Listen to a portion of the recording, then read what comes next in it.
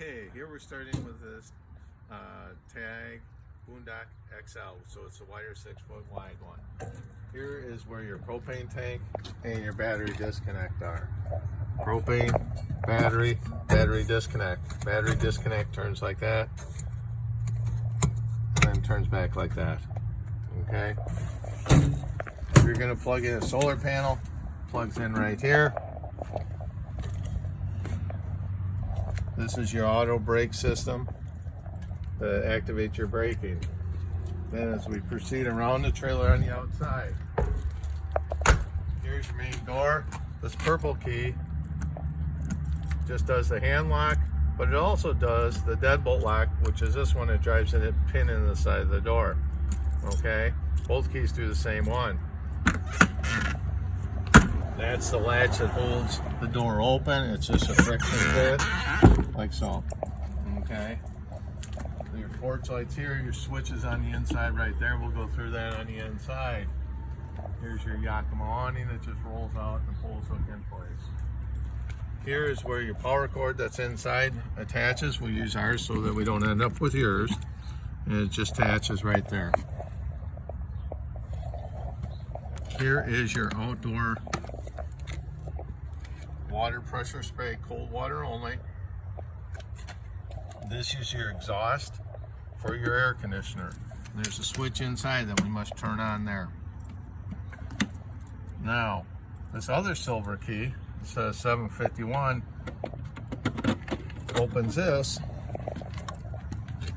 This is if you're hooked to pressure at a campgrounds with a garden hose. This fills the onboard water. If you're using onboard water, you must turn on the water pump itself. This is access where you screw an antenna if you want to have local channels on your TV. You do need to add an antenna if you'd like to do that. As we come to the back of the trailer now,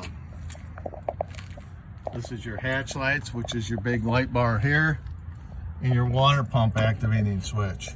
That turns the pressure on. Then this is your control here for more or less pressure on the foam pad. Now, on your stove, you must turn it to your light, push in, light it with a match, hold it for 30 seconds, and then you can put it on whatever setting and then go back to off. If you go back to off, you must relight it.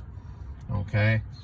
Here's your zone B speakers, which are your outside speakers. On the stereo, you'll have A and B zones. B's your outside. Standard microwave.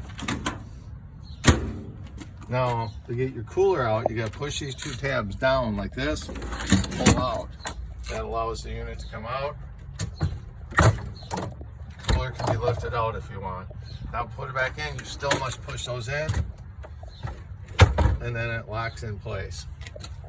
You got a 12 volt out here, USB charging ports. Here you have 110 outlet with a ground fault reset.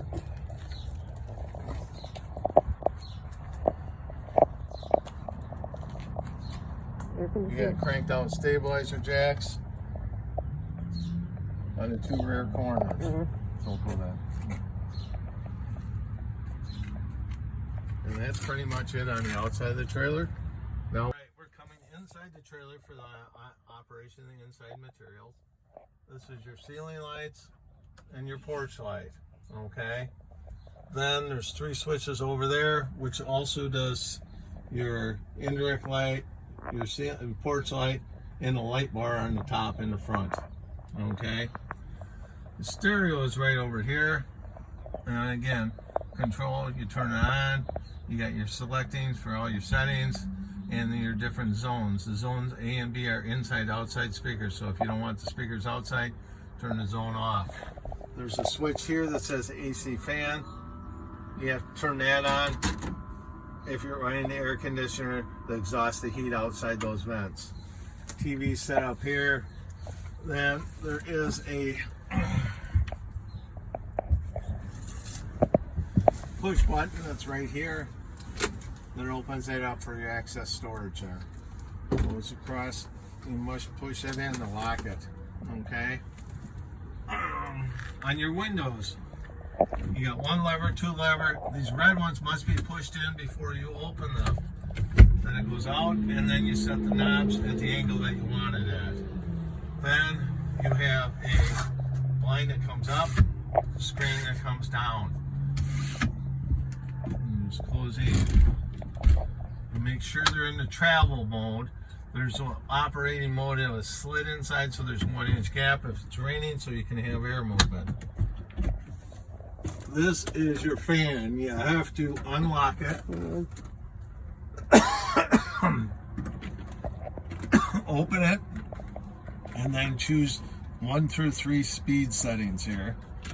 But you know nothing came on because we have to choose if we want it in or we want it out. Okay? The only thing is you cannot change directions with the fan running or it will blow the circuit fuse. And it shuts off. And close that down. So to travel, you must put this in the lock mode that locks that in place. Here is, you push at the top, all your 110 circuit breakers, all your 12 volt fuses for the unit. On these lights, one push is a blue night light, hold it in, becomes a bright white light. Okay?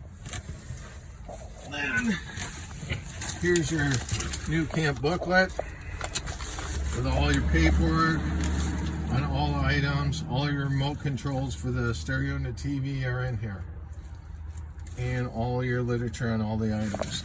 Here's your tent that attaches.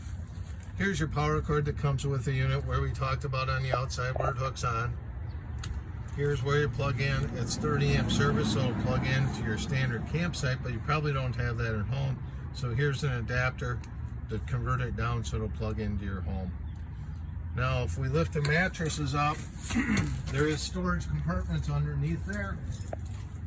That's why the mattress is split here.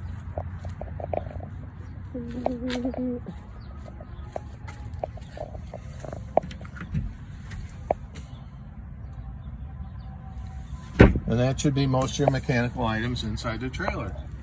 We did forget an item here. This is your wrench to drop your spare tire down. It's mounted in the center of the trailer. There's a nut right here, and it shows you which direction to turn to raise and lower it. The nut's right here to raise and lower your spare tire that's right there. And that's your wrench. It's reversible, so you can go lower or raise it.